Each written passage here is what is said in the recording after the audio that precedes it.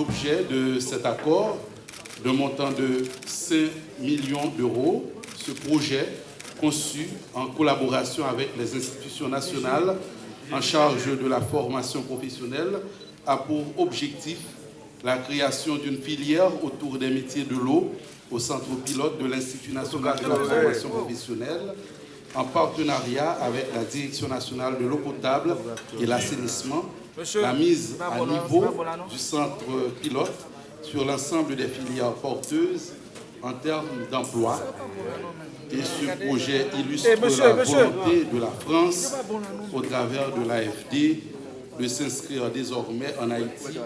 dans une logique de développement durable tournée vers l'avenir, destinée à améliorer la formation des jeunes, leur insertion dans le monde du travail en lien avec les besoins du monde économique.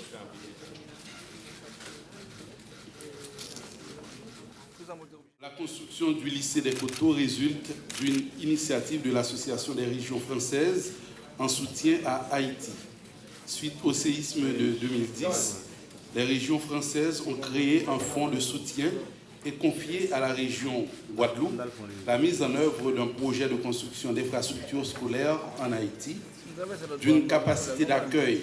de 570 élèves. Le lycée des Coteaux ambitionne de s'inscrire dans la dynamique de développement du département du Sud d'Haïti. Il offrira des cursus d'enseignement général et développera des formations techniques supérieures, Bac plus 2, dans les secteurs du tourisme et de l'agro-transformation. Le troisième accord a l'Union des groupements de producteurs de bananes de Guadeloupe et Martinique et la société Agritrans, société anonyme haïtienne, pose le cadre d'une coopération associant d'ores et déjà le laboratoire français CIRAD et, à terme, deux autres entreprises françaises, la société Vitropic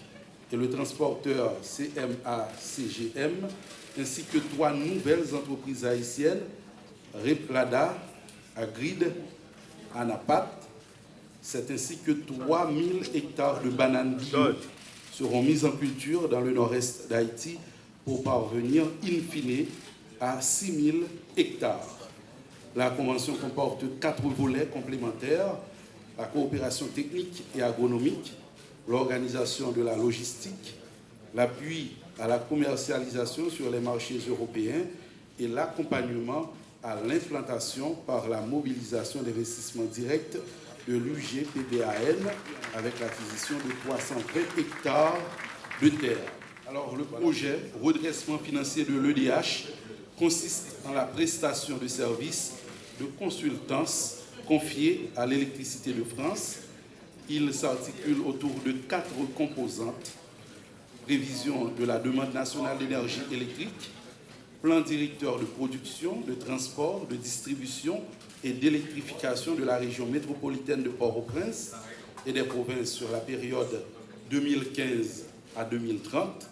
plan d'affaires 2015-2017 et études tarifaires d'un montant de 1 million d'euros. Il est financé par un crédit de la Banque mondiale dans le cadre du projet de reconstruction de l'infrastructure électrique et d'expansion de l'accès à l'énergie.